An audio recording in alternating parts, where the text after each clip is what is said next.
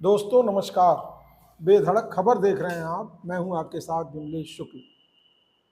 काशी रोज की तरह ही थी। मंगलवार को भी काशी में सुबह लोग जगे, गंगा नहाने गए और चौराहों पर चाय और पान में जुट गए।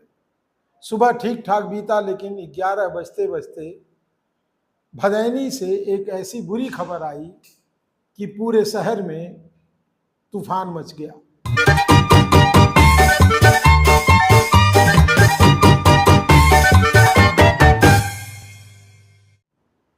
राजेंद्र गुप्ता के परिवार के 4 लोगों की लाश जब मकान में दिन के 11 बजे मिली तो पूरी सनसनी फैल गई। बताते हैं कि उनके घर की नौकरानी जब 11 बजे दिन में घर के काम के लिए उनके दरवाजे पर दस्तक दी तो कोई आवाज नहीं आई। थोड़ी देर प्रतीक्षा के बाद जब उसने दरवाजे को धक्का दिया तो दरवाजा स्वतः खुल गया। अंदर जब वो दाखिल हुई तो उसने देखा कि राजेंद्र गुप्ता की पत्नी खून से लथपथ फर्श पे पड़ी हुई हैं। उसके बाद वो जोर से चीखी और लोगों को इसकी जानकारी दी। आसपास के लोग जुटे, वहां पहुंचे तो पता चला कि एक नहीं, यहाँ 3 हत्याएं की गई हैं। राजेंद्र के 2 पुत्रों और एक पुत्री की भी हत्या की गई थी और ये चारों हत्याएं कनपटी पर गोली मारकर की गई थी। मौके पर .32 के कारतूस बरामद हुए और लोगों ने आशंका जाहिर करनी शुरू कर दी कि हो न हो राजेंद्र गुप्ता ने ही ये हत्याएं की हैं। हालांकि थोड़ी देर बाद ये पता चला, शाम होते होते ये खबर आई कि राजेंद्र गुप्ता का भी शव उनके वहां से 14 किलोमीटर दूर अर्धनिर्मित मकान में छत बिछत अवस्था में मिला। उन्हें भी कनपट्टी पर ही गोली मारी गई थी, गोली मारकर हत्या की गई थी और वहां से भी वही कारतूस बरामद हुआ जो कारतूस का खोखा यहां मौके से भदैनी में बरामद हुआ था। अब इस हत्या के बाद तरह तरह की चर्चाएं भी गर्म होने लगी। किसी ने कहा तांत्रिकों का मामला है, किसी ने कहा जायदाद का मामला है, तो किसी ने कुछ कहा। हालांकि तमाम बिंदुओं पर पुलिस ने गहनता से छानबीन शुरू कर दी है, लेकिन अभी इसके सटीक परिणाम सामने नहीं आए हैं। जिस आदमी पर हत्या का आरोप था वो राजेंद्र गुप्ता भी जब मृत मिल गए तो उसके बाद पुलिस ने भी जांच का दायरा दूसरी दिशा में बदल दिया। बताते हैं कि 28 साल पहले राजेंद्र गुप्ता पर अपने पिता और उनके चौकीदार की हत्या का आरोप है और इसके साथ साथ उनके ऊपर उनके भाई और भाई की पत्नी की हत्या का भी आरोप है। भाई कृष्णा गुप्ता और उनकी पत्नी मंजू गुप्ता की भी हत्या 28 साल पहले कर दी गई थी। ये जायदाद का मामला है या क्या है ये तो बाद में आगे तफ्तीश में पता चलेगा, लेकिन राजेंद्र गुप्ता अच्छे शराब के कारोबारी थे।